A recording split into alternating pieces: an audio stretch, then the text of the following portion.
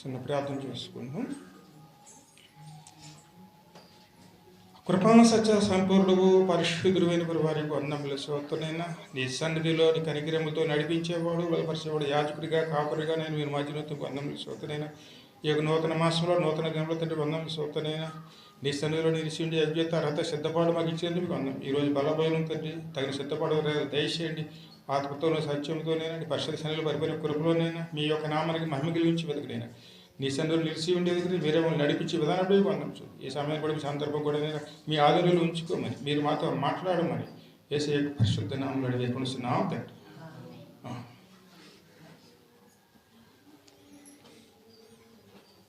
వాక్యాన్ని జ్ఞాపకం చేసుకుందాం.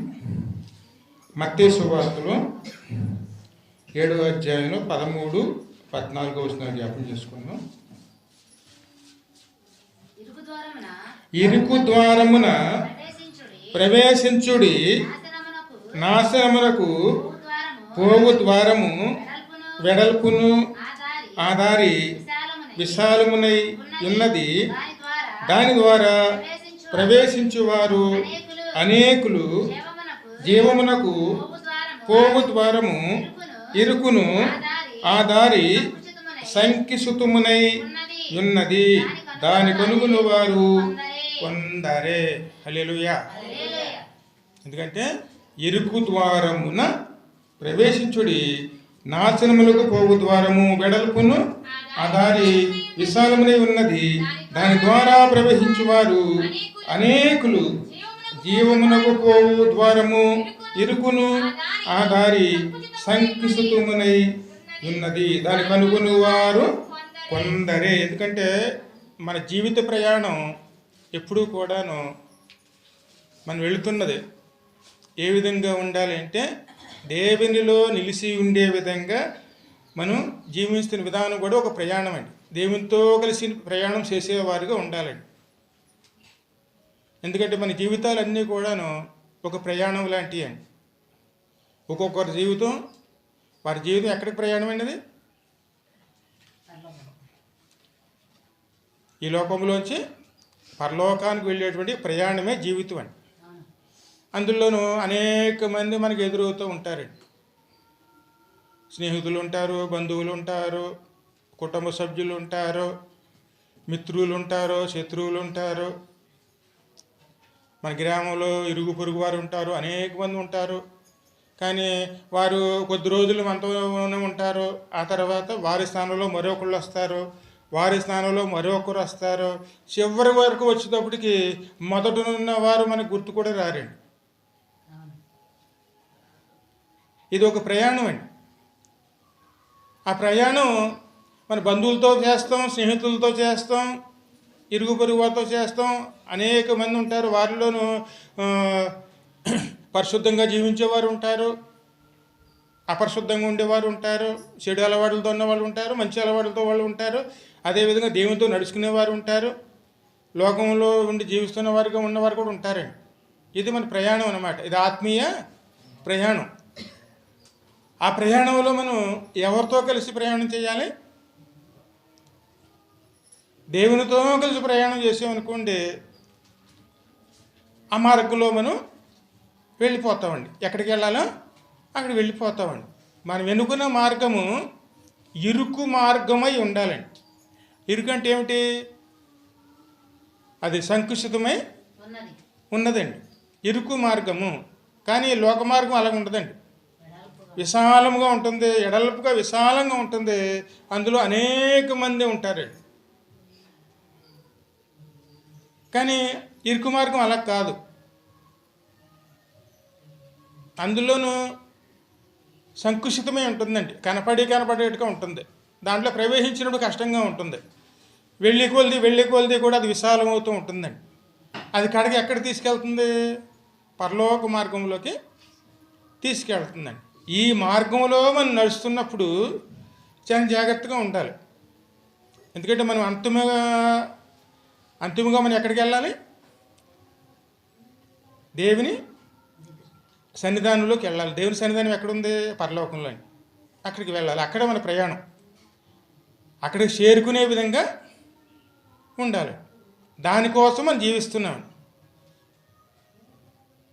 మరి ఈ మాటకి మన వాక్యంలో చూస్తే ఆదికాండం 47లో 8-9 వచనాలు చూడమ్మా. 8-9 వచనాలు.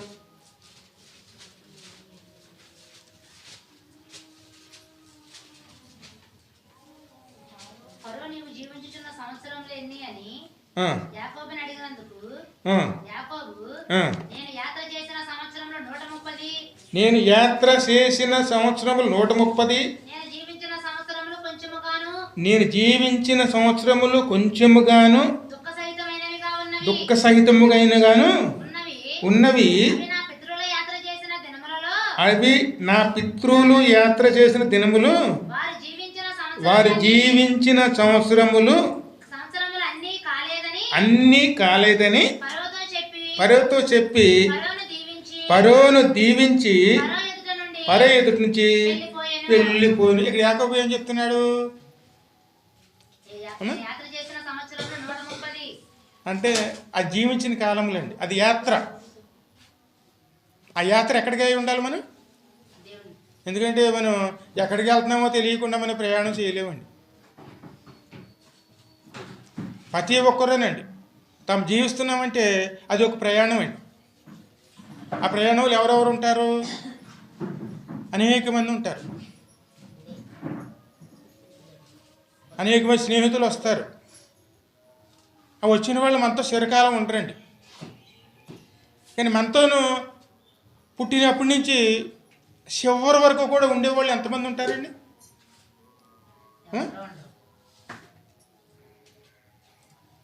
ఒకసారి ఆలోచించండి. ఎవరి జీవితాలు వాళ్ళు ఒకసారి ఆలోచించుకోండి. మన పుట్టినప్పుడు మనతో ఉన్నవాళ్ళు ఎవరు, మరి ఆ తర్వాత మన ఇప్పుడు ఉన్నవాళ్ళు మనతో ఉన్నవాళ్ళు ఎవరు అని ఆలోచిస్తే మన జీవితం ఎటువంటిది?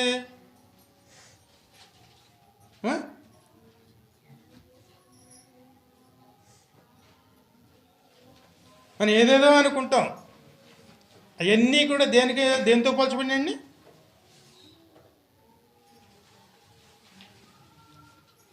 మన పరవాసులు అండి, యాత్ర చేస్తున్న వాళ్ళము. ఆ యాత్ర వెళుతున్నప్పుడు మనము యాత్రకి తగినట్లుగా వెళ్ళాలి. ఎందుకంటే ప్రయాణం చేస్తున్న వారు ఎవరైనా సరే తమకు ఎంతవరకు మోయగలుగుతారో అంతవరకునే మోసుకుంటారు. ఎందుకంటే వాళ్ళు ముందుకే వెళ్ళాలి, అక్కడ ఆగిపోయేవాళ్ళు కాదు, అక్కడే స్థిరంగా ఉండేవాళ్ళు కాదండి. కాబట్టి అక్కడ ఏ బంధకాలు పెట్టుకోరు. వాళ్ళు ముందుకే వెళ్ళేవారుగా ఉంటారు, ఎవరు అక్కడితో ఆగిపోరండి. కాబట్టి వాళ్ళు చాలా జాగ్రత్తగా ఉంటారు. బాల్యకాలంలో కొంతమంది ఉంటారు, ఆ తర్వాత కొంతమంది ఉంటారు. కన్న తల్లిదండ్రులు కూడా కొద్ది కాలమే ఉంటారు మనతోనూ. మన కట్టుకున్న వాళ్ళు కూడా కొద్ది కాలమే ఉంటారు. మన కడుపు పుట్టిన పిల్లలు కూడా కొద్ది కాలమే ఉంటారు. ఎంతో మంచి ప్రాణ స్నేహితులు అనుకునే వాళ్ళు కూడా మనతో కొంతకాలం ఉంటారు. కానీ చిరకాలం ఎవరు ఉంటారు?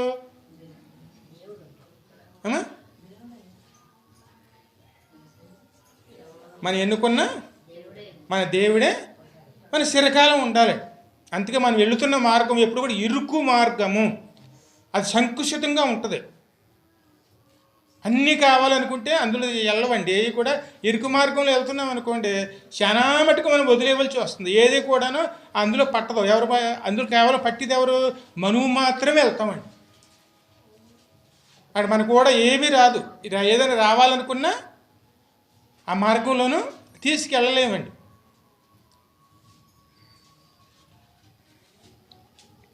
మరి ఆ మార్గంలో మనం వెళుతున్నప్పుడు ఎన్నో అనుకుంటూ ఉంటాం, కానీ అన్నీ మన వెనకాల వస్తాయా?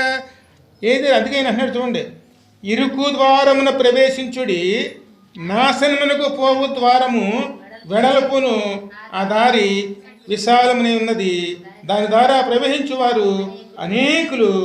జీవమునకు పోవు ద్వారము ఇరుకును, ఆ దారి సంకిసుతమునై ఉన్నది, దాన్ని కనుగొని వారు కొంతమంది మాత్రమే కనుగొంటారండి.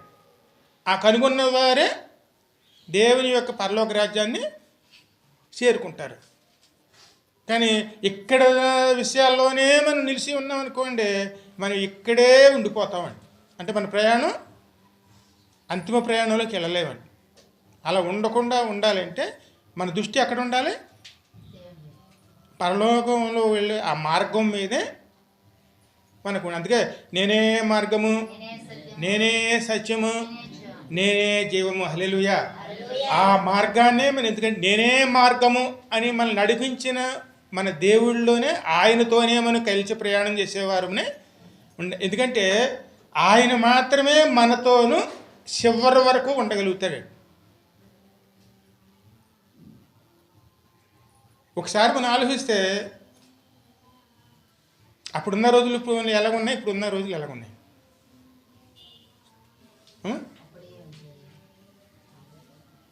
అంటే మన చిన్నప్పుడు ఎలాగున్నాయి రోజులు, ఇప్పుడు ఎలాగున్నాయి? అప్పుడు మనతో నడుస్తున్న వాళ్ళు ఎలాగున్నారు, ఇప్పుడు మనతో నడుస్తున్న వాళ్ళు ఎలాగున్నారు? మా చిన్నప్పుడు ఎక్కడంటే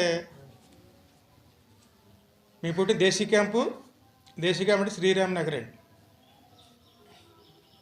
శ్రీరామ్ నగర్లోనేమో మా అమ్మమ్మ గారు ఉండేవారు. పక్కన ఎర్రడోన్ క్యాంప్ అనేది అక్కడేమో మా నాయనమ్మ గారు వాళ్ళు ఉండేవారు. అమరేశ్వరి క్యాంప్ అనే చోటేమో మా పొలాలన్నీ కొని అక్కడికి మకాలు మార్చారన్నమాట. ఈ 3 చోట్ల కూడా ఇల్లు ఉండి, ఈ 3 చోట్ల కూడా మా వాళ్ళందరూ ఉండేవారు. పెద్ద కుటుంబం, చాలా పెద్ద కుటుంబం, అందరూ కలిసి ఉండేవారు. అప్పుడు ఎలా ఉండేదంటే ఒకే బస్సు కుప్పల గణిగేరి నుంచి రాయచూరు వెళ్ళేదండి.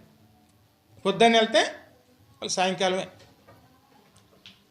అటు ప్రయాణాలు కూడా అందరూ వెళ్ళి ప్రయాణాలు చేసేవారు కాదండి. బస్సు ఎక్కడం అంటే విమానం ఎక్కినట్టే ఆ రోజుల్లోనే.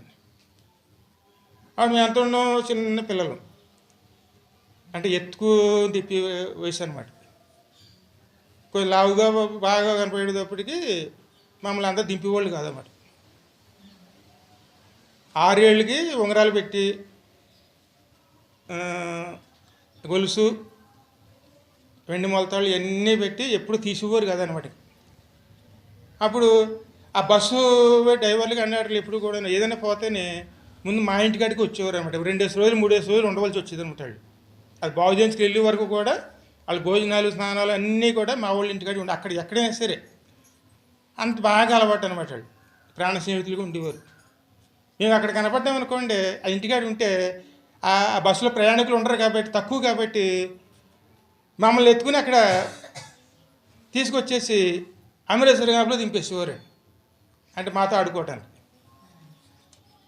60 కిలోమీటర్లు అలా దింపేసినా సరే ఆ ఉంగరాలు కానీ అవి కానీ ఇవి కానీ పోతాయని భయం అనేది ఎవరికి ఉండేది కదండి. అసలు అది ఆలోచన, దొంగతనం అంటే అసహించుకునేవారండి. ఎక్కడో దిక్కు లేనివాడు ఎక్కడో ఉండేది కానీ అసలు ఆలోచనే ఉండేది కాదనమాట ఆ రోజుల్లో. అలా ఉండేవాళ్ళు. మరి వాళ్ళందరూ ఏమైపోయారు ఇప్పుడు? వాళ్ళందరూ మనతో వచ్చేస్తారా? అలా ఆలోచిస్తే ఎంతోమంది మనతో నడుచుకున్న వాళ్ళే, మాతో ఉన్నవాళ్ళే, కానీ ఇప్పుడు ఎవరున్నారు? ఆస్తిపాస్తులు అనుకున్నాం. ఆస్తిపాస్తులు మనకు కూడా ఉన్నాయి. ఆ రోజుల్లో ఉన్న ఆస్తులు 150 ఎకరాలు మా తాతగారికి ఉండేది. అలాగే మాకు దగ్గర 15-16 ఎకరాలు ఉండేది. అలాగే మా వాళ్ళు అందరికీ కూడా కావాల్సినంత భూములు ఉండి, తాటలు అన్నీ ఉండి, పాలేర్లు ఉండేవారు. దగ్గర 15 మంది పాలేర్లు ఉండేవారు. పాడు పశువులు ఇవన్నీ చాలా ఉండి, పాలేర్లకి ఇచ్చినటువంటి వడ్లే దగ్గర లారీ వడ్లు అయ్యాయండి. వాళ్ళకి అంటే ఇప్పుడు కళ్ళల్లో కింద సీవి పెట్టి కొడుతూ వాళ్ళు ఎరగరండి. చేత్తో పోగొట్టిన తర్వాత ఉన్నది వాళ్ళు ఎత్తుకునేవారు. అలా ఉండి రోజులు. మరి ఆ రోజులని ఈ రోజులకు లెక్కేస్తే అసలు ఆలోచిస్తే ఎలాగుంటుంది? కానీ ఆ రోజైనా ఈ రోజైనా సరే మనం ఎవరితో నడుస్తున్న దాని మీద ఉంటుందండి. మన దేవునితో నడుచుకుంటూ వెళ్ళామనుకోండి, మనం ఎప్పుడు కూడా మనం వెళ్ళవలసిన చోటికి మనం ఖచ్చితంగా వెళ్ళగలుగుతామండి. అక్కడికి వెళ్ళేవారమే ఉండాలి. అదే మన అంతిమ ప్రయాణమే ఉండాలి. ఎందుకంటే మనం వెళ్ళేది దేవుని రాజ్యానికి, ఆయనతోనే వెళ్ళాలి, ఆయనలోనే వెళ్ళేవారునే ఉండాలి. ఎందుకంటే వెనకాల ఎన్ని చూస్తానికి లేదండి. వెనకున్నవి మరిసి ముందున్న వాటి కోసమే వేగిరిపడి గురిని వెళ్ళుస్తున్నాను. పౌలు అంటాడు చూడండి, వెనకున్నవి మరిసి ముందున్న వాటి కోసం నేను గురి యొద్దకే వేగిరి పడుతున్నాను. ఎప్పుడు కూడా మన ప్రయాణం ముందున్న దానికి చేరుకునేదానికి ప్రయాసపడేవారునే దానికోసం ప్రయాసపడాలి. వెనకునేవి కూడా మనం ఇవ్వాలి కాబట్టి రేపైనా మనం విడిచిపెట్టేస్తాయండి. మన బంధువులు అనుకుంటాం, వాళ్ళు ఎంతో కాలం మన వెనకాల రారు, ఎవరైనా సరే. కానీ మనతో వచ్చేది జీవము గల దేవుడు మాత్రమేనండి. ఆయనతో కలిసి ప్రయాణం చేస్తున్నాం. మన ప్రయాణం ఎప్పుడూ కూడాను ఆయనతోనే కలిసి ఉండే విధంగా చూసుకోవాలండి. అది ఉన్నప్పుడే మన పరలోక రాజ్యానికి వెళ్ళగలుగుతాం. అందుకే ఇరుకు మార్గమున ప్రవేశించుడు. ఇరుకు మార్గంలో ఒక్కరే వెళ్తారు, కానీ మన వెనకాల ఎంతమంది ఉన్నారు? అందరిని తీసుకెళ్ళమండి, అది మన వల్ల కాదండి. మనం ఎలా వచ్చామో అలాగే వెళ్ళాలని ఆ ఆలోచన మనం ఉందనుకోండి, ఎప్పుడు ఈ సీకులు చింతలు మనకు ఉండవండి. ఈ ఆస్తులు పాస్తులు సంపాదించుకోవాలి, అది సంపాదించుకోవాలి, అది కావాలి ఇది కావాలి అనే ఆలోచన మనకి ఉండదండి. కీర్తనలు చూడమ్మా, 39వ కీర్తన చివరిలో చూపు. 39వ కీర్తన. నా నాలుకతో పాపము చేయకుండానట్లు నా మార్గములో జాగ్రత్తగా చూసుకుందును. అమ్మా, భక్తిహీనులు నా ఎదుటనున్నప్పుడు నా నోటికి సిక్కము ముంచుకుందని అనుకుంటుని నేను ఏమీ మాట్లాడక మౌనునైతిని. క్షేమమును గూర్చేయనను పలుకుక నేను మౌనముగా నుంటిని. అయినను నా విచారము అధికమాయను, నా గుండె నాలో మండుచుండెను. నేను ధ్యానించుండగా మంట పుట్టెను.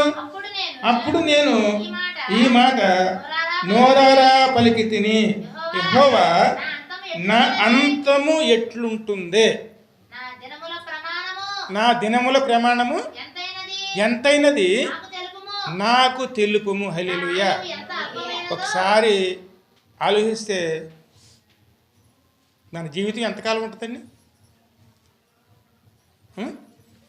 ఆ విషయం ఎవరికైనా తెలుసా?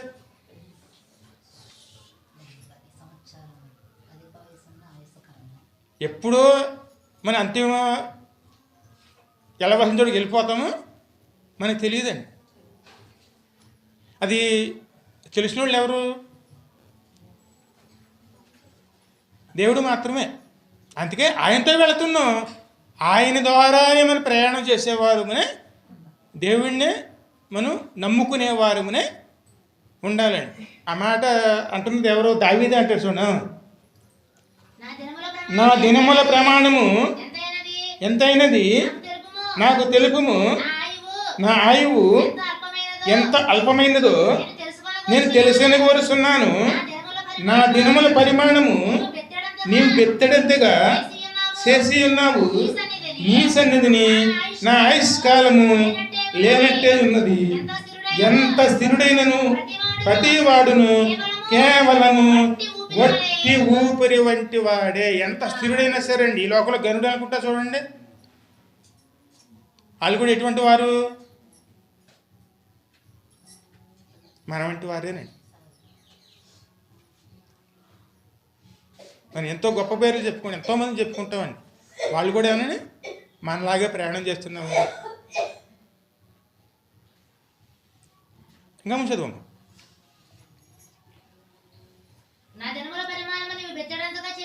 నా దినముల పరిమాణము బెత్తడంతగా చేసేటివి. నీ సన్నిధిలో నా ఆయుష్కాలం లేనట్టే ఉన్నది. ఎంత స్థిరుడైనను కేవలము వట్టి ఊపిరి వలె ఉన్నాడు. మనుషులు వట్టి నీడ వంటి వారై తిరిగిలాడుదురు. వారు తొందరపడుట గాలికే కదా. వారు ధనము కూర్చుకుందురు గాని అది ఎవరికి చేతిక్కును వారికి తెలియదు. హల్లెలూయా. పోగేసుకున్నది ఎవరు తింటారు మనం చూడగలమండి?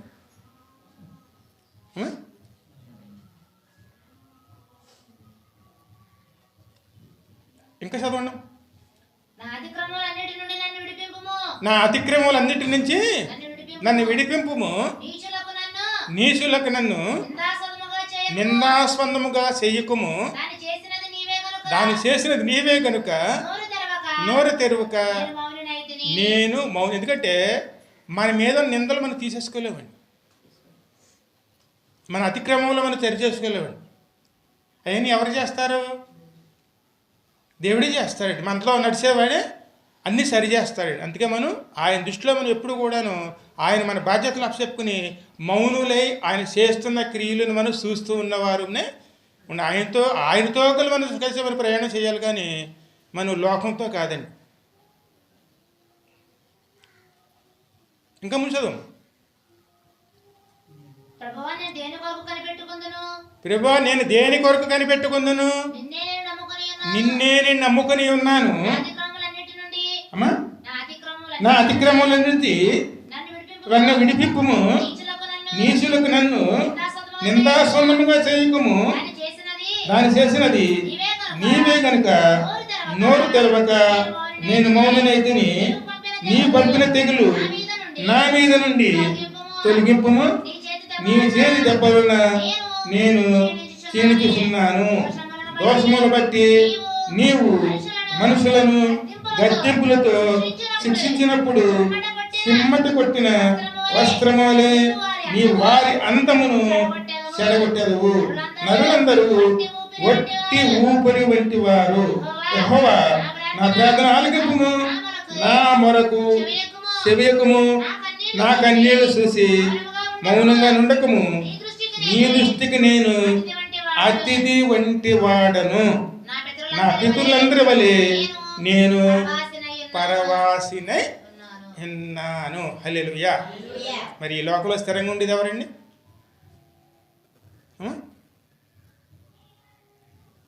ఈ లోకంలో స్థిరంగా ఉండేది ఎవరండి? పరవాసులం అండి. అందుకే మన స్థిర నివాసం ఎక్కడ? దేవుని సన్నిధిలోనండి. అక్కడే మనకి ఇప్పుడు స్థిరంగా ఉండి చోటండి. ఇక్కడ ఉన్నంతకాలమైన పరవాసులమే. ఏదైనా సరే మన వెనకాల రావడానికి అవకాశం లేదండి. ఆ మాట ఏబు అంటాడు చూడండి 1:20లోను.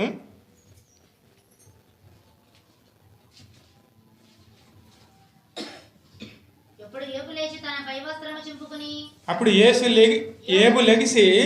తన పై వస్త్రములు చింపుకుని తన తల వెంట్రుకలు గొరిగించుకుని నేల మీద సాష్టాంగ పడి నమస్కారం చేసి ఇట్లా నేను నా తల్లి గర్భము నుండి దిగంబరినై వచ్చి తిని దిగంబరినై అక్కడి తిరిగి వెళ్ళేదను. యెహోవా ఇచ్చెను, యెహోవా తీసుకుని పోయి. యెహోవా ఎక్కడిచ్చాడు మనకి? ఈ లోకంలో మనం జీవిస్తున్నాం కాబట్టి జీవించడానికి కావాల్సిన ప్రయాణంలో మన అవసరాలు ఆయన ఇచ్చాడు. ఆయన ఇచ్చినవన్నీ కూడాను ఆయనే తీసుకుంటాడు. మన ఈ లోకంలో ఎలాగొచ్చామో తిరిగి వెళ్ళేటప్పుడు కూడా అలాగే వెళ్ళాలి. అందుకే మన వెనకాల ఏమొస్తాయంటే మన క్రియలు మాత్రమే మనతో వస్తాయండి. స్నేహితులు, బంధువులు, ఇరుగు పొరుగు వారు వీళ్ళెవ్వరు కూడా మన వెనకాల రావడానికి అవకాశం. ఎందుకంటే ఏదో సమయంలో మనం విడిచిపెట్టేవారే. కాబట్టి మన దృష్టి ఎవరి మీద ఉండాలి? ఆయన మీదేనండి. ఆయనతో కలిసి అందులోనూ ఆ విశాలంగా, ఎందుకంటే ముందుగా ఇరుకులోనే వెళుతున్నాం, కానీ వెళ్ళి కొలిది ఏమవుతుందండి? అది ముందు మనం ఇరుకు మార్గంలో వెళతాం. వెళ్ళినప్పుడు సంకుచితం కనపడకుండా ఉంటుందండి. కానీ అందులో ప్రవేశించిన తర్వాత అంతకంతకు విశాలంగా మారి చివరికి వెళ్ళేటోడికి అది పరిశుద్ధమైన మార్గంగా మనకి మార్చబడుతుంది. కానీ లోక మార్గం అలా కాదండి. ముందు మనకి అది అనేక మందితో స్నేహాలు చేస్తాం, పెద్ద విశాలమైన మార్గంగా ఉంటుంది. కానీ ముందుకు వెళ్ళి నేను అనే స్వార్థం మనలోకి వచ్చి అందరిని పక్కన పెట్టి నేను అనేటువంటి సంకుచితమైన మార్గంలోకి వెళ్ళిపోతామండి. కానీ మొదలుపెట్టినప్పుడు ఏమనుకున్నాం మనం? అనేక మంది ఉన్నారు అనుకుంటాం. కానీ చివరికి వచ్చేటప్పటికి అక్కడ ఒంటరిగా మిగిలిపోతారండి. నేను, నాది అని దాంట్లో మిగిలిపోతాడు. అక్కడ ఎవరితో కూడా పంచుకోవడానికి ఒప్పుకోం, ఎవరితో కూడా కలిసి ఉండడానికి ఒప్పుకోం. కేవలం అక్కడ ఏమన్నా అనుకునేది ఏమిటి? నేను, నాది.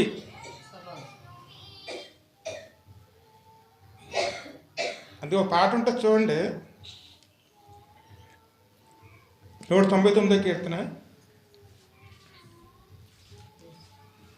లోకమంతా నాదనియించి బంధుమిత్రుల ప్రియులను కొంటి, లోకమంతా నాదనియించి బంధుమిత్రుల ప్రియులను కొంటి, అంతయు మోసమేగా, అంతయు మోసమేగా, వ్యర్థము సర్వమును ఇలలో, వ్యర్థము సర్వమును.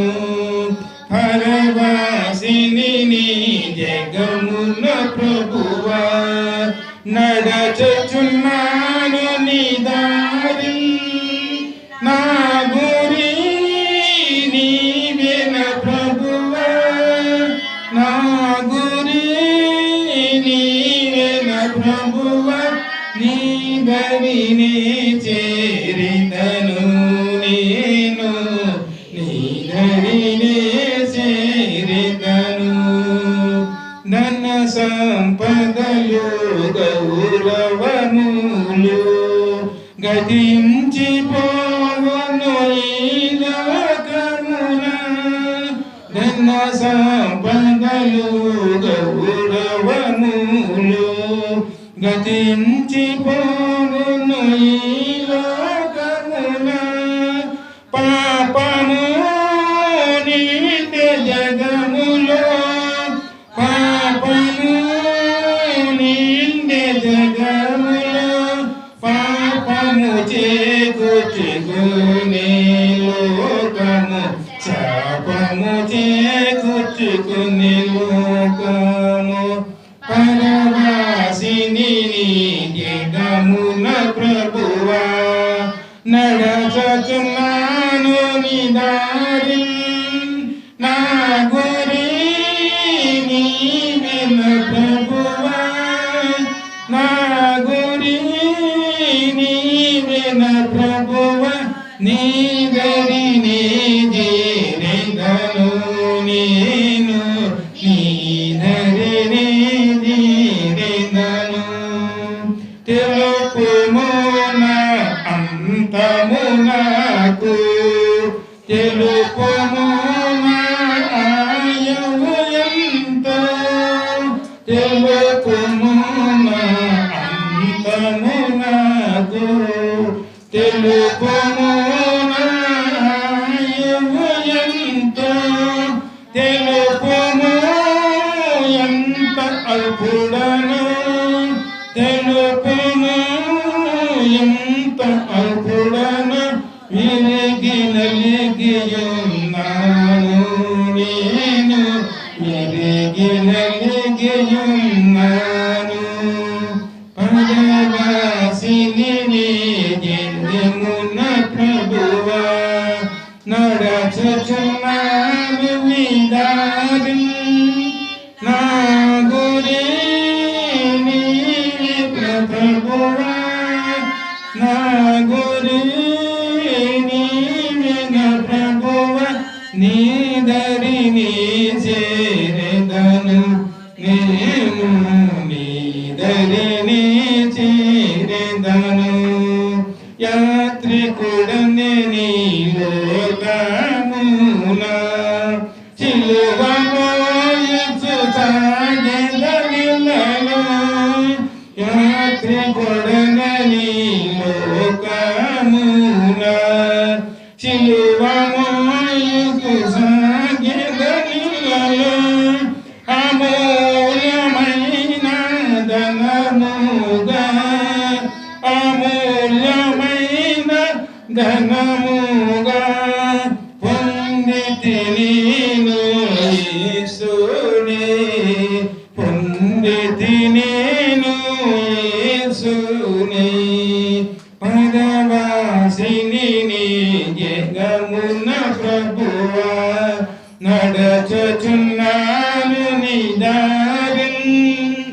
నా గురి నీవేన ప్రభువా, నా గురి నీవేన ప్రభువా, నీ దరి చేరెదను నేను, నీ దరిని చేరెదను. హల్లెలూయా. మరి మరి ఎవరిని పొందుకున్నామండి? అమూల్యమైన ధనముగా నేను యేసునే పొందుకుని ఉన్నాను. హల్లెలూయా. ఈ లోకంలో ఉన్న మనం సంపాదించుకోవాల్సింది అమూల్యమైనటువంటి యేసయ్యనే. ఆయనే మనకి ధనముగా, ఆయనే మనతో ఉంటాడు. ఆయన ఉన్నాడు అనుకోండి, ఏ సీకు చింత ఉండదు. ఈ లోకంలో ఉన్న వాళ్ళు సంపాదించుకున్నాం అనుకోండి, లోకంలో ఏముంటాయి అంటారేమో, అల్లరితో కూడినటువంటి ఆటపాటలండి, వేళాకోళాలు, అంతేకాదు దుర్మార్గతలు, అదేవిధంగా అనేక ద్వేషములు, అసూయలు, లోభములు, దురాశలు, ఈ మనతో నడిచినాయి అనుకోండి, మరి పరలోక రాజ్యం వెళ్తామండి. వేటితో వెళ్ళాలి? వేటిని మనం సిలువ వెయ్యాలి.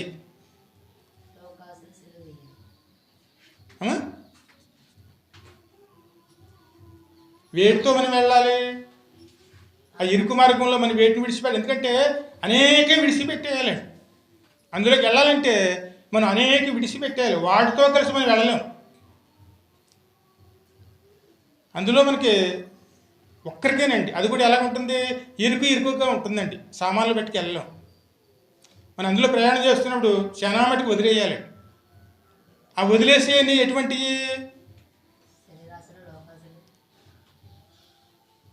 అల్లరితో కూడిన ఆటపాటలు. ఎందుకంటే దేవుణ్ణి నమ్ముకున్నాం, బాధ్యతగా కాదండి, ఏదో ఆటపాటల్లాగా. అల్లరితో కూడిన ఆటపాటల్లో పరలోక రాజు ఎవరు అర్హులు కాదండి? పిరికివారు, మా ప్రకటన గ్రంథంలో ఉంది కదండి చివరిలోను. ఆ మార్గంలో వెళ్ళి చివరిలో గుమ్మంలోకి వెళ్ళడానికి అవకాశం లేని వారు ఎవరండి? పిరికివారును, అవిశ్వాసులను, అసహ్యులను, నరహంతకులను, వ్యభిచారులను, మాంత్రికులను, విగ్రహారాధకులను, అబద్ధికులందరూ అగ్నిగంధకములో మండిగుడములలో కాలిపోయింది. ఇక్కడ వారికి ప్రవేశం లేదండి. మరి వాళ్ళు మన పక్క నుండి మనతో నడుస్తున్నారు అనుకోండి, మరి వీరితో కలిసి మనం వెళ్తామా?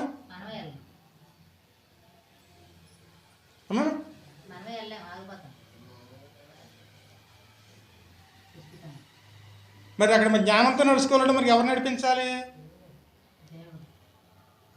అందుకే మనకి ఎవరు ఉండాలి? ఆయన తోడే ఉండాలి. ఎందుకంటే సామెతల్లో ఉంటుంది చూడండి,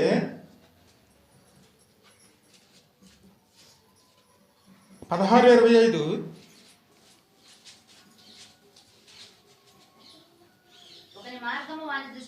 ఒకని మార్గము వారి దృష్టికి యథార్థంగా కనబడును, అయినను తుదకది మరణమునకు చేరును. హల్లెలూయా. ఎందుకంటే మనం దేవుణ్ణి నమ్ముకున్నాం, కానీ ఎవరితో కలిసి ప్రయాణం చేయాలి? దేవునితో కలిసి ప్రయాణం చేస్తున్నాం, కానీ ఎవరిని విడిచిరమ్మన్నాడు?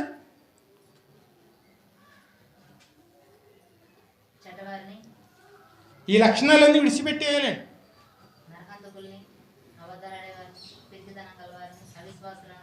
ఎందుకంటే మనతో కలిసి నడుస్తున్న వారు కొంతమంది ఎలా ఉంటారంటే, ఏది సీరియస్గా తీసుకోరండి, భక్తిని కూడా సీరియస్గా తీసుకోరండి, ఆటపాటలుగా ఉంటుంది, ఏలకోళ్ళతో ఉంటుంది, ఏది కూడా ఎప్పుడు స్థిరంగా ఉంటారండి. అలాగని దురాశలతో ఉన్న వాళ్ళు ఉంటారు. అటువంటి స్వభావాలు మనలోనూ ఉంటాయి. అవన్నిటి ఏం చేయాలి? దురాశలతోనూ, లోభములతోనూ, ద్వేషములతోనూ, అసూయలతోనూ ఎన్నిటిని మనం ఏం చేయాలి? సిలువ వేసుకుంటూ మనం వెనుకున్న వాటిని మరిచి ముందున్న వాటి కోసం వేగిరపడుతూ ముందు ప్రయాసంతో అక్కడ చేరుకునే వారునే ఉండాలి. అక్కడికి వెళ్ళటానికి మనం వేగిరపడాలి. దానికోసం మనం ఈ అన్నిటిని కూడా, ఈ బరువునంతా ఏం చేసుకోవాలి? మనం దింపేసుకునే వారమునే ఉండాలి. మరి వీటితో కలిసి ప్రయాణం చేసామనుకోండి, ఏ రోజు కూడా మనం ఇరుకు మార్గంలో ప్రవేశించడం అనేది అందుకే అది ముందుకు ఎలా ఉంటుంది, సంకుచితము, అది కనపడదండి. అది ఎంత మాత్రం కనపడడానికి అవకాశం లేదండి. కీర్తన 14:3 చూడమ్మా.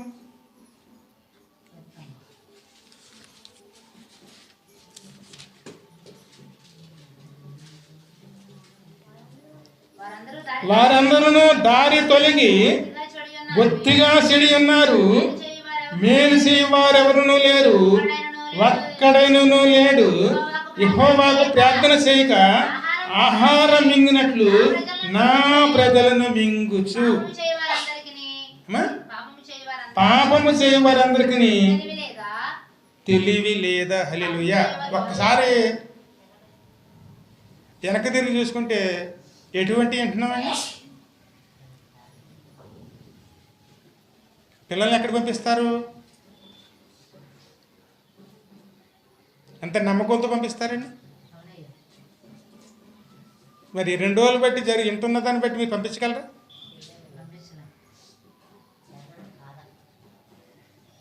మరి భవిష్యత్తు ఎక్కడ ఉంటుందండి? ఇంకా పాపము చేయవారికి తెలివి లేదా?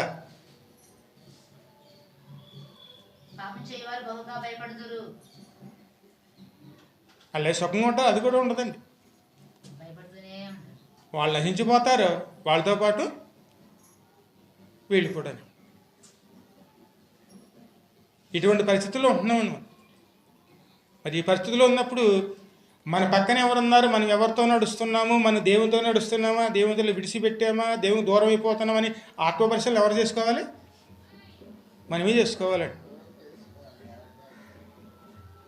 ఎప్పుడు కూడా చుట్టుపక్కలన్నీ కూడా జాగ్రత్తగా మనం ఎప్పుడు కూడా జాగ్రత్త పడేవారునే ఉండే. మన దేవుడు మనతో నడుస్తున్నాడా, మనం ఎవరితో నడుస్తున్నాం, దేవునితో నడుస్తున్నామా, లోకంతో నడుస్తున్నామా? ఎందుకంటే అది ఇరుకు మార్గము, అది కనుగొనాలంటే కష్టము. ఎవరి సహాయంతో కనుగొనాలి?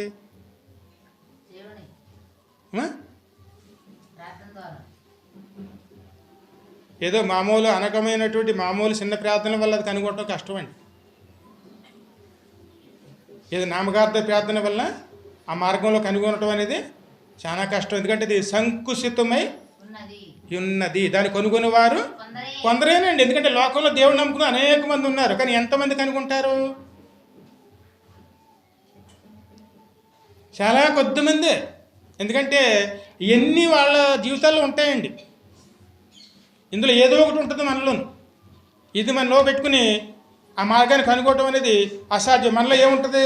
అల్లరితో కూడిన ఆటపాటలు లాంటి, వేళకోళ్ళ జీవితాలు లాంటివి, ఎక్కడో ఎవరో ఒకళ్ళ మీద దేశంతో జీవిస్తున్న వారి జీవితాలు లాంటివి, ఇవన్నీ మనలో ఎక్కడో చోట ఏదో ఒకటి మనలో ఉంటూనే ఉంటుందండి. కానీ వీటి విషయాల్లో మనం నిర్లక్ష్యంగా ఉంటే ఆ మార్గం మనం కనుగొనడం అనేది అసాధ్యమని. ఆ మార్గం మనకు కనబడాలంటే ముందు మన కళ్ళు ఎలా ఉండాలి?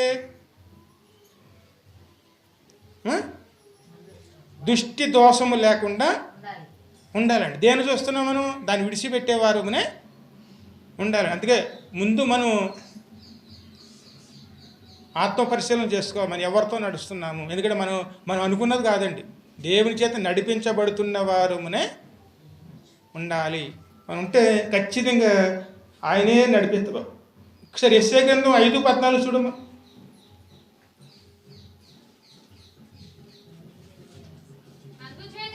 అందుచేతనే పాతాళము గొప్ప ఆశ పట్టుకుని అపరిమితముగా తన నోరు తెరుచుచున్నది. హల్లెలూయా. అంటే ఎటువంటి ప్రమాదంలో ఉన్నాం?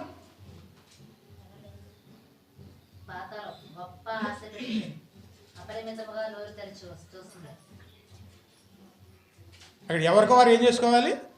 చాలా జాగ్రత్త కలిగిన వారునే ఉండాలి. ఎందుకంటే మనం వెళుతున్నది ఆత్మీయ ప్రయాణం అండి. ప్రయాణంలో జాగ్రత్త లేకపోతే పరలోక రాజ్యం చేరుకోవడం అనేది అసాధ్యము. ఎందుకంటే మనం వెళుతున్నది ఎక్కడికి వెళుతున్నాం? మనం ఎప్పుడు స్థిరంగా ఉండేటువంటి ఆ లోకానికే మనం ఎవరైనా అక్కడికి చేరుకోవాలి. అది స్థిరమైనటువంటి దేవుని రాజ్యం అండి. అందుకే మనం ఈ లోకంలో ఉన్నంతకాలం మనం పరవాసులు మాత్రమే. ఏమో నిన్నటి వరకు మనకు కొంతమంది నడిచారు, రేపు పొద్దున్న వాళ్ళ తనలో మరొకళ్ళు వస్తారు. కానీ చివరి వరకు మనతో నడిచేది యేసయ్య ఒక్కడే. అందుకే అమూల్యమైన ధనముగా నా యేసునే నేను పొంది తిని, ఆయన్నే సంపాదించుకునేవారునే ఉండాలి. ఆయన సంపాదించుకున్నాం అనుకోండి, ఖచ్చితంగా ఆయన మార్గంలోనే నిలుస్తుంది. 18వ అధ్యాయం మత్తయి సువార్త 3వ వచనం.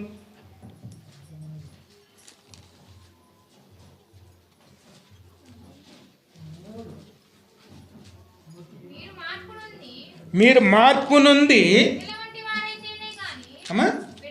బిడ్డల వంటి వారైతేనే కానీ పరలోక రాజ్యములో ప్రవేశింపరని మీతో నిశ్చయముగా చెప్పుచున్నాను. ఎలా మారాలటండి? ఏ విధమైన మార్పు? చిన్న పిల్లలు సంటి బిడ్డలు ఉంటారు చూడండి, ఏ విధంగా ఉన్నారు వారు? ఆ విధమైన మార్పు మనలో రావాలి.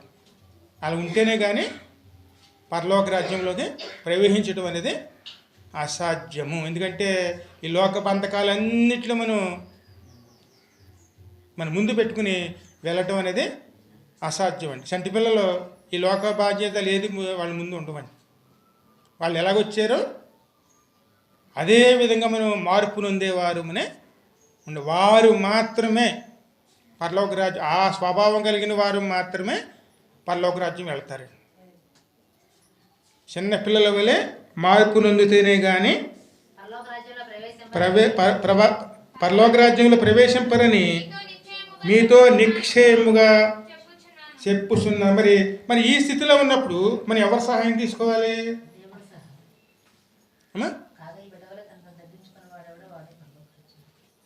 ఎందుకంటే మన వల్ల కాదండి. మనం ఎంత చెప్తున్నా సరే మన ఈ బంధకాలు వదలాలంటే ఎవరి వల్ల కాదండి.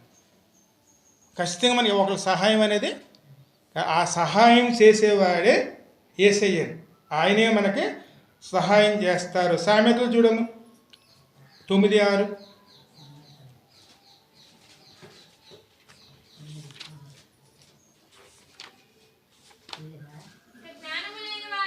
జ్ఞానము లేని వారై ఇక జ్ఞానము లేని వారై ఉండక బ్రతుకుడి తెలివి కలగజేయు మార్గములో చక్కగా. ఏ విధంగా నడవాలి? తెలివి కలగజేయు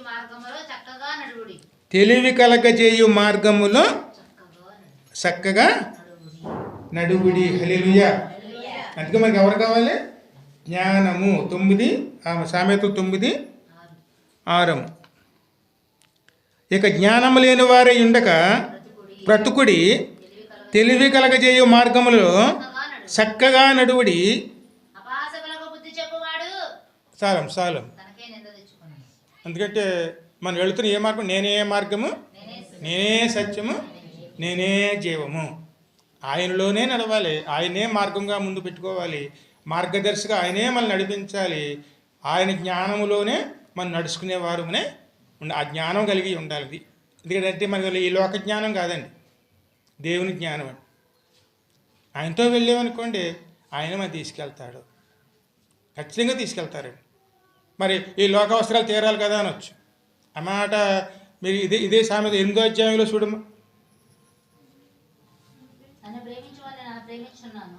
8:20.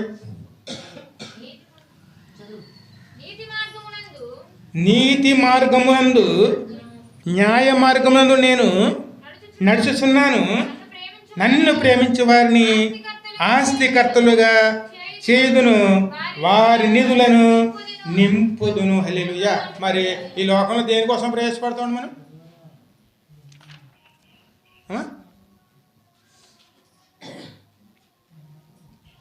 సులువైన మార్గము, శ్రేష్టమైన మార్గము యేసయ్యేనండి. కానీ ఆయన ఎందుకు వెళ్తున్నారు? ఆయన నీతి మార్గమునందును న్యాయ మార్గమునందును నేను నడుస్తున్నాను. ఆయనతో నడిచామనుకోండి ఆయన నీతిలోనే నడుచుకుంటాం. ఆయనతో వెళుతున్నాం అనుకోండి ఆయన న్యాయంలోనే నడుచుకుంటాం. ఆయనతో ఎందుకంటే ఇద్దరు కలిసి ఏకమనసుతో ప్రయాణం చేసి వెళితే ప్రయాణం సుఖంగాను సులువుగా ఉంటుందండి. ఇద్దరు ఏకీభవించకుండా ఎంత దూరం వెళ్తారు? నిజంగా మనం దేవుని ప్రేమించామనుకోండి, దేవునితో నడిస్తే మనల్ని ఎలా చేస్తానారైనా, నన్ను ప్రేమించే వారిని నేను ఆస్తికర్తలనుగా చెయ్యుదును. హల్లెలూయా. మరి ఈ సత్యాన్ని మనం గ్రహించుకోలేకుండా ఈ లోకం మీదే మనం పడ్డామనుకోండి, ఆశపడ్డామనుకోండి, మోసపోతామండి. ఏదో సంపాదించుకుందామనుకుంటాం, అది భ్రమపరిచే ఆత్మ. ఎందుకంటే దూరకోండ్లు ఎలాగుంటే నూనెగానే ఉంటాయండి, కానీ దగ్గరికి వెళ్తేనే దాని సాధక బాధకాలని అర్థమవుతాయి.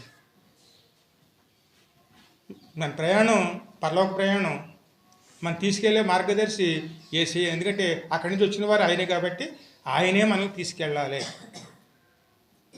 ఆ మార్గంలోనే మనం వెళ్ళాలంటే జ్ఞానం కావాలి. ఆ జ్ఞానం ఎవరి దగ్గర ఉంది? యేసయ్య దగ్గరే ఉందండి. ఆయనతో మనం ఎలాగెళ్ళాలి? సమాధానంగా వెళ్ళాలి. ఆయన ప్రేమిస్తున్న వారిని, మనల్ని ఈ లోక అవసరాలన్నీ కూడా, అయితే మార్గంలో మనకు కావాల్సిన అవసరాలన్నీ కూడాను ఆయనే తీరుస్తాడు. అన్నీ కూడా ఆయనలోనే మరి ఆస్తికర్తలుగా నేను చెయ్యుదును. వారి నిధులను నేను నింపుదును. అమ్మా, పూర్వకాలమునందు తన సృష్టి ఆరంభమున తన కార్యములలో ప్రథమమైన దానిగా యెహోవా నన్ను ఎందుకు మనం ఎన్నుకున్న వారు ఎవరు? సృష్టిలో ఆది అయి ఉన్నాడు. ఆయనతోనే మనం నడవాలి. అంతేగాని ఈ లోకంలో ఏదో దాన్ని బట్టి మనం ముందుకు వెళితే, ఎందుకంటే మనం వెళుతున్న మార్గం ఇరుకు మార్గం అండి. అది సంకుచితమే ఉన్నది. ఎందుకంటే మీకు చిన్న పాటలు ఉంటుంది, అదిగదిగో అల్లదిగో కల్వరి మెట్లకు దారెదిగో అండి. ఎందుకంటే ఆ మాట దేని గురించి పాడుతున్నారు? అది శిలువ చంద్ర కనపడదండి. అందుకే అదిగదిగో అల్లదిగో కల్వరి మెట్లకు దారదిగో. హల్లెలూయా. ఎంతమంది కల్వరి మెట్లకు దారి తెలుసుకుని ఉన్నారండి? ఆ శిలువే మనకు మార్గం అండి. ఒక 2 చరణాలు మనం జ్ఞాపకం చేసుకుని ముందుకెళ్ళిపోదాం.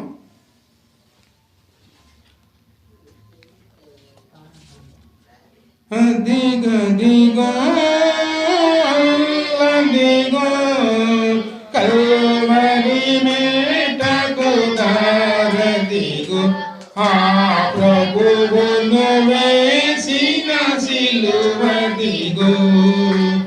అదిగదిగో గెత్సేమనే ఒక తోటదిగో, ఆ తోటలో ప్రార్థన స్థలమదిగో. గెత్సేమనే ఒక స్థలమదిగో, ఆ తోటలో ప్రార్థన స్థలమదిగో.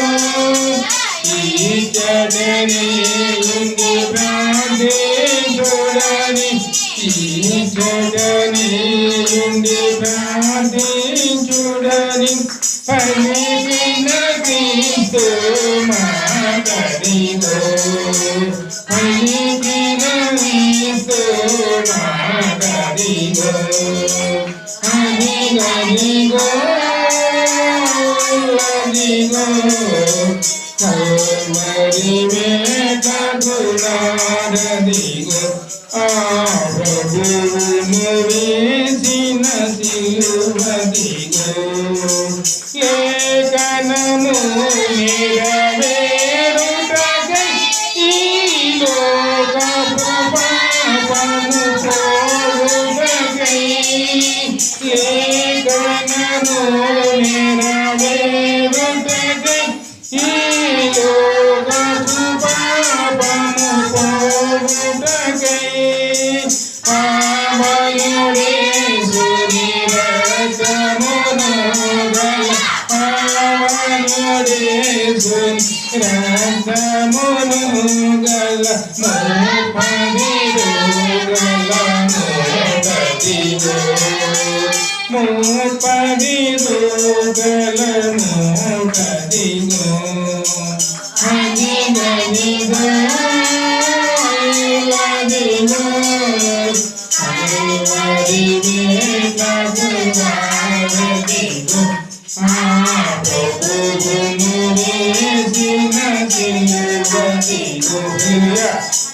ఎందుకంటే మరి ఏ మార్గంలోకి వెళ్ళాలి? కలవరి శిలువ మార్గంలోకి వెళ్ళాలి.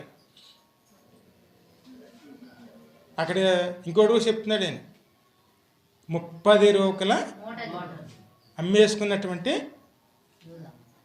సంపాదించుకున్న మూట ఎంత అండి? అది 30 రూకల మూట. ఏసుని సంపాదించుకున్నావా? డబ్బులు మూట సంపాదించుకున్నావా? డబ్బుల మూట కోసం ఏసైని వదిలేసుకున్నావా? లేకపోతే ఆ మూటను వదిలేసి ఏసైని సంపాదించుకున్నావా? ఏసైని సంపాదించుకోవాలంటే ఈ మూట జోలికి మనం వెళ్ళకూడదండి. 30 రూకల మూట, అదిగో ఆ మూట కనపడుతుంది, ఏసై కనపడుతున్నారు. ఏసై ఎక్కడున్నారు? కలవరి శిలువ మీదండి. మన పాపములు మా ప్రమాదముల కోసం ఆయన మార్గం సరళం చేయటానికి. ఎందుకంటే మనం వెళుతున్న మార్గంలో అపరిశుద్ధత వెళ్ళకూడదండి. వాటికి ముందుగానే సిలువ వేసారని ఆ సిలువ మార్గాన్ని మనం కనుగొనేవారునే ఉండాలి. మన ఆ మార్గం కనుగొనాలంటే ముందులో మనలో ఏం రావాలి? మారు మనసు అండి. అది లేకపోతే మన కళ్ళకి అది మసకగా కనపడద్దండి. దాన్ని గుర్తుపట్టడం అనేది అసాధ్యమండి. అది గుర్తుపట్టాలంటే మన దృష్టి ఎవరి మీద ఉండాలి? ఆయన మీద ఉండి అది కనుగొనటానికి ప్రయాసపడేవారునే ఆ మార్గాన్ని కనుగొన్నాం అనుకోండి, ఏసైతో సులువుగా వెళ్ళిపోతామండి. కానీ ఆయనతో నడుస్తున్నామని మనం ఏం చేసుకుంటాడు? కొన్ని సందర్భాల్లోనూ ఈ లోక ధనం కోసం ప్రయాసపడతాం. అదే 30 రూకల మూట అండి. ఆ మూట కోసం ప్రయాసపడితే ఆయన వదిలేసుకోవాలి. ఆయన వదిలేసుకుని మనం ఎక్కడికి వెళ్తాం? ఆయనతో నడవాలంటే దీన్ని వదిలేయాలి.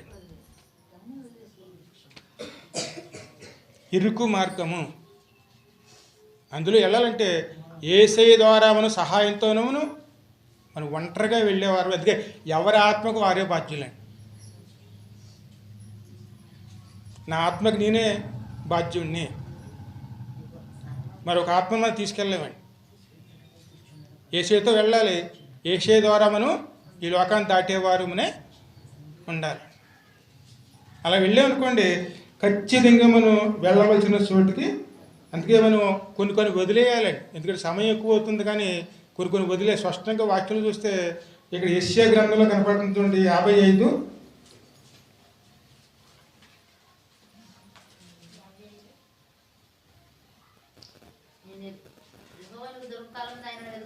7-8 వస్తారు. భక్తిహీనులు తమ మార్గమును విడివలెను, దుష్టులు తమ తలంపులను మానవలెను. వారు యెహోవా వైపు తిరిగిన వేళ ఆయన వారి యందు జాలిపడును. వారు తమ దేవుని వైపు తిరిగిన ఎడల ఆయన బహుగా క్షమించును. నా తలంపులు మీ తలంపులు వంటివి కావు, మీ త్రోవలు నా త్రోవల వంటివి కావు. ఇది యెహోవా వాక్కు. హల్లెలూయా. మన దేని వదిలిపెట్టుకోవాలండి? ఒకసారి మన తలంపులు కానీ మన ఆలోచనలు కానీ వాక్యానికి విరుద్ధంగా ఉంటాయండి. వాటిని మనం ఎంత త్వరగా విడిచిపెట్టేస్తే అంత త్వరగా మనం దేవునితో కలిసి వెళ్ళగలిగేవారు. ఎందుకంటే వాటితో మనం దేవునితో నడవలేమండి. మన తలంపులు వేరు, దేవుని తలంపులు వేరండి. మన ఆలోచనలు వేరు, దేవుని ఆలోచనలు వేరండి. ఎందుకంటే మనం వెళుతున్నది ఇరుకు మార్గంగానే ఉండొచ్చు, ఇబ్బందులుగా ఉండొచ్చండి.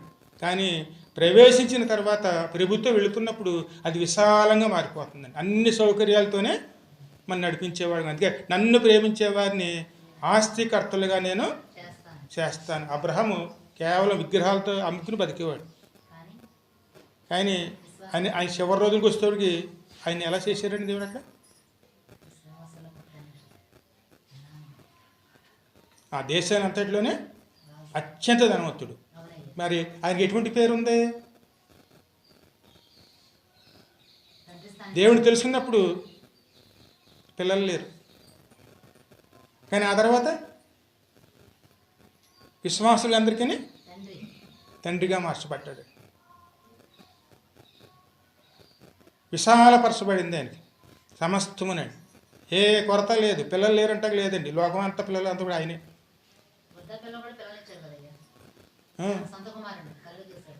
సొంత ఒక పిల్లవాడిని ఇచ్చి ఆయన లోకంలో ఉన్నటువంటి వీళ్ళందరికీ కూడా తండ్రి అయ్యి యేసయ్య కూడా ఆయనలో వచ్చాడు.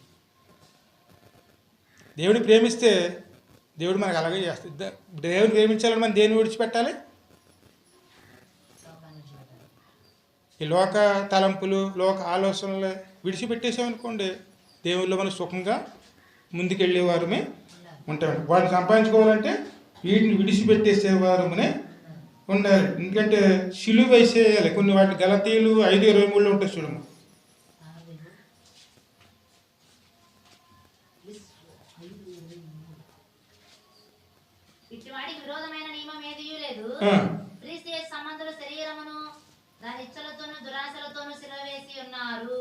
చూడండి, ఈ శరీరానికి సంబంధించిన ఆశలు ఉంటాయి చూడండి.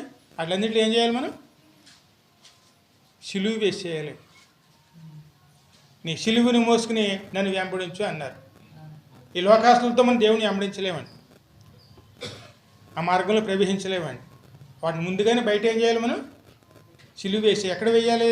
ఊరు బయట అండి. అదిగదిగో అల్లదిగో కలవర సిలువకు దారి, మెట్ల ఇగో. ఆ మెట్లెక్కి ఆ సిలువ మీద ఎన్నిటికి సిలువ వేసేసి అప్పుడు మార్గంలో ప్రవేశించేవారు. నేనే మార్గము, నేనే సత్యము.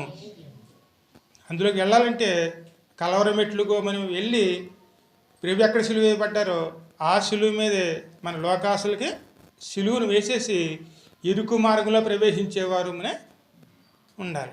అప్పుడే మనం ఆయనతో కలిసి నడవగలం. అంతేకాని ఆ మార్గంలో ఇలా ప్రయాణం చేస్తే అందులో ప్రయాణించడం అనేది శనాగా కనుగొన్నవారు కొద్దిమందే. ఆ కొద్ది మందిలో మనం ఉన్నామా లేదా? ఎందుకంటే మనం చర్చికి వెళ్ళామని కాదండి, మార్గాన్ని కనుగొన్నామా లేదా?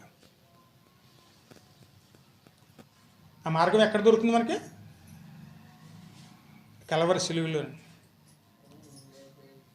కలవర సిలువని కనుగొని మన లోకాసులకు అన్నిటికీ సిలువను వేసేసి ప్రభువుతో కలిసి నడుచుకునేవారు. నన్ను వెంబడించేవాడు తన సిలువను ఎత్తుకుని నన్ను వెంబడించవలేను. హల్లెలూయా. అది మనం అర్థం చేసుకోకుండా దేవునితో నడవాలనుకుంటే అవ్వదండి.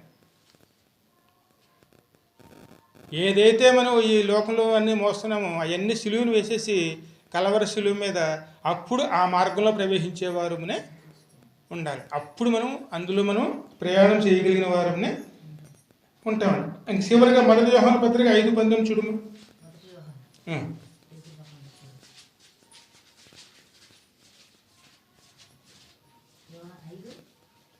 19.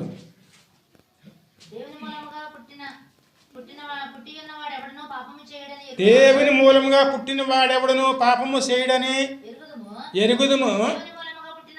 దేవుని మూలంగా పుట్టినవాడు తన్ను భద్రము చేసుకొనును గనుక దుష్టుడు వానిని ముట్టడు. హల్లెలూయా. మనము దేవుని సంబంధులమనియు లోకమంతే దుష్టునితో ఉన్నదనియు ఎరుగుదుము. మనము సత్యవంతుడైన వానిని ఎరగవలనని దేవుని కుమారుడు వచ్చి మనకు వివేకమును అనుగ్రహించెను. హల్లెలూయా. వివేక జ్ఞానం ఉంటేనే మార్గం కనుగొంటాం. మన దేవుని వెంబడిస్తున్నామంటే, దేవుళ్ళు నడుచుకుంటున్నామంటే దుష్టుడు మనం ముట్టడానికి అవకాశం లేదండి. పాపం చెయ్యం. పాపం అనేది మన దరిదాపులు కూడా రాదండి. ఎందుకంటే మనం నడిపించేవారు ఎవరు?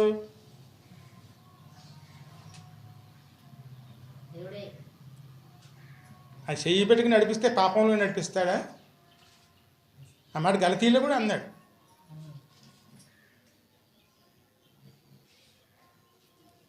దేవుడితో నడుస్తున్నామంటే పాపం మనకి అమ్మడి దూరంలో, తూర్పుకి పడమటికి ఎంత దూరమో పాపానికి మనకని అంత దూరం మీరు, ఎందుకంటే మరి ఆరాధనలో జ్ఞాపకం చేసుకుంటే తూర్పుకి పడమటికి ఎంత దూరము,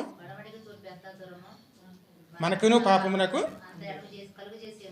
అంత ఎడమును కలగజేసాడు. ఎందుకంటే ఆయన మనకి ఎంత దూరం చేశాడు పాపాన్ని. నిజంగా ఆయన నమ్ముకున్నాం అనుకోండి, ఆయనతో నడుస్తున్నాం అనుకోండి, పాపం ఎక్కడ ఉంటుంది మనకి? మన తూర్పునుంటే పాపం పడమటిన ఉంటుందండి. ఈ రెండు కలిపితే కలవు. కలిసి అంటే మన దేవునితో లేవు. ఈ సత్యాన్ని గుర్తున్నాం అనుకోండి, మన దేవునితో నడుస్తున్నామా, లోకంతో నడుస్తున్నాం. మన పాపం చేసిన వారికి కనపడ్డాం అనుకోండి, దేవునితో మనం నడవటం లేదు.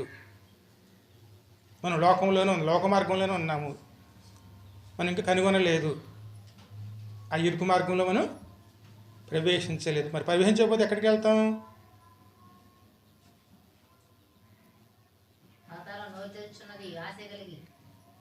అందరినీ ఎలా చూస్తుందంటే పాతాళం ఎక్కువ ఆశ కలిగి నోరు తెరిచి చూస్తుంది. ఎవరు దొరుకుతారని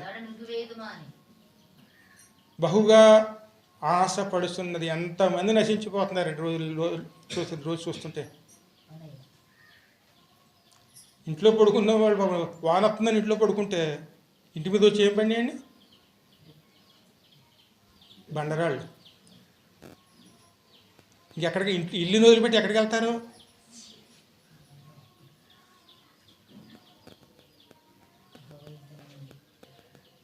అందుకే మనలో ఏముండాలి? వివేకము, జ్ఞానమునే. మన దేవునితో నడవాలి. దేవుని ద్వారా వెళ్ళామనుకోండి, ఈ లోక పాప భారం మన మీద పడదని ఖచ్చితంగా మనల్ని క్రీస్తు శిలువ మనల్ని తప్పిస్తుంది. ఎందుకంటే మనలో ఉన్న వాటిని మనం కలవర శిలువ మీద శిలువ వేసేవాడు. ఇప్పుడు కేవలం మనలో ఇక్కడ మనం నడిపించేది ఎవరు? యేసయ్య మాత్రం. యేసయ్య రక్తమే మనం నడిపిస్తుంది. ఆ రక్తమే తీసుకుంటున్నాం. ఇప్పుడు ప్రభువా నీ మార్గంలో మీరు నడుస్తున్నాం, మీరు నీ చెప్పిన ఇరుకు మార్గంలోనే మీరు ప్రవేశిస్తున్నాం. ఈ రక్తము నీ శరీరమే దానికి సాక్ష్యము. అందుకోసమే మనం ఈరోజు బలభోజనం తీసుకుంటున్నాం. మీతోనే నడుస్తున్నాం, మీతోనే ఉన్నాం. దానికి సాక్షిగా మీరే మాకు ఈ శరీరమును రక్తమును అనుగ్రహిస్తున్నారు అని మనం ఎప్పుడైతే మనం ప్రార్థన పూర్వకంగా ముందుకు వెళ్తామో దేవుడే మనల్ని ఖచ్చితంగా నడిపిస్తాడు మార్గంలోకి. దేవుడు చిన్న వాక్యాన్ని దీవించి ఆశీర్వదించును గాక.